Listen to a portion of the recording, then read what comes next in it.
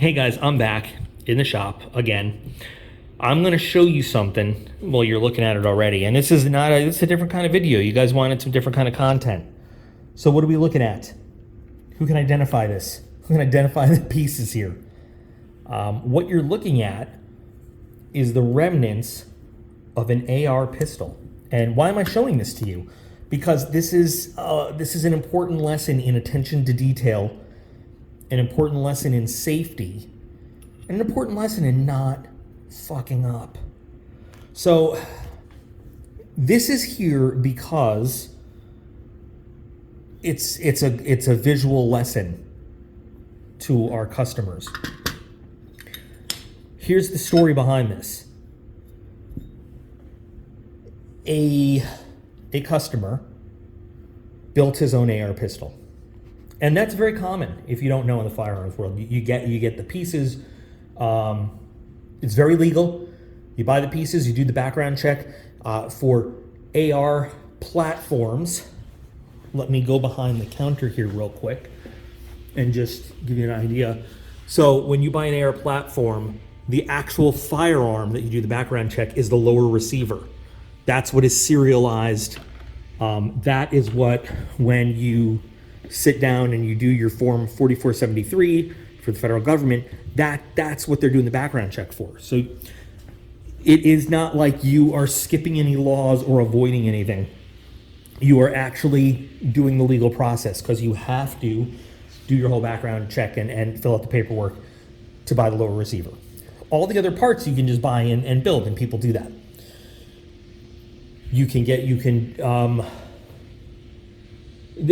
There's real stupid things. I'll tell you the stupidest story. Maybe I'll do that as a story time about the stupid story about the kid who tried to build his own AR here in Pennsylvania. But anyway, so you can build it as a rifle. If you get the tax stamp, you can build a short-barreled rifle, or you can build an AR platform pistol. So this was a pistol. He did it all himself, and this is a very experienced shooter. I want you to know that. This is not a fly-by-night guy who had no idea what he was doing. This is a very experienced person. So he built, this is part of the lower receiver. He built his platform, and he went to test it out. He had it in his hand. He was firing into a barrel, a firing barrel, an actual safe thing. And by the grace of God, he was firing it like this away from himself and not anywhere near himself. He pulled the trigger, it exploded. And he got some injuries, but they were not serious. And this is kind of what he was able to bring us, telling the story of what happened. So what did happen? Well, this was not a fault of him building the thing incorrectly. This was not faulty parts or workmanship. He also, again, very experienced person, not an idiot, not someone who didn't know what they were doing. He reloaded his own ammunition.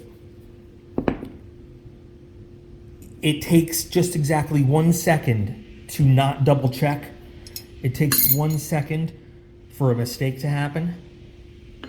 He loaded his .223 ammunition. I don't know why this round is here because this doesn't go with this. But anyway, he reloaded his .223 ammunition with handgun powder.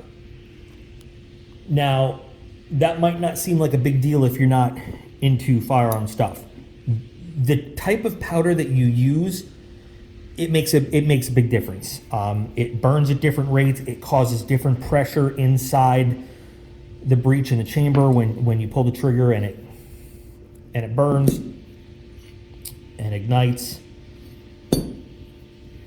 There was way too much pressure when the round went off because of the powder he used, causing a catastrophic failure. This is what we call a catastrophic failure, also known as gun blows up.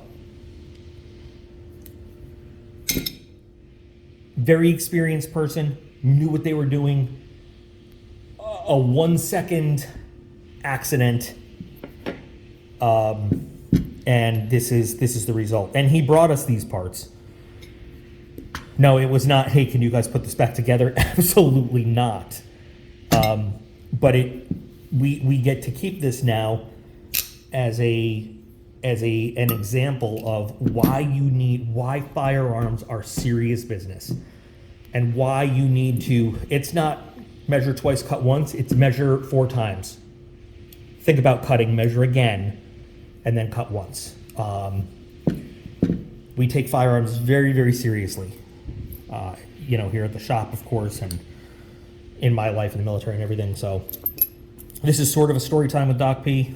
This is also a cautionary tale, just showing you that even somebody with a lot of experience, you let your guard down once and you don't follow your safety protocols the same way every single time, the way that you've been trained. Train like you fight like you train, bad things can happen.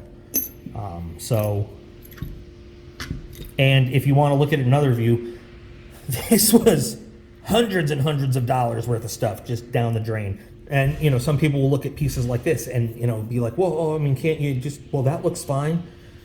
Can't you make use of just the salvageable part? No, you can't, because you don't know what kind of pressure damage might be done inside these things. So every single part that went into this, and this looks like a great barrel, pressure block, pop-up sights and everything like that.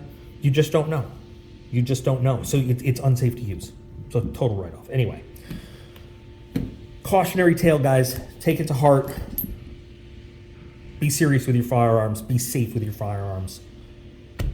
I hope that some people got some stuff out of this. Thanks for spending a little bit of time with me. Hope you enjoyed this one. Remember that you guys are all absolutely awesome. I appreciate every single one of you, and I'll be back again real soon.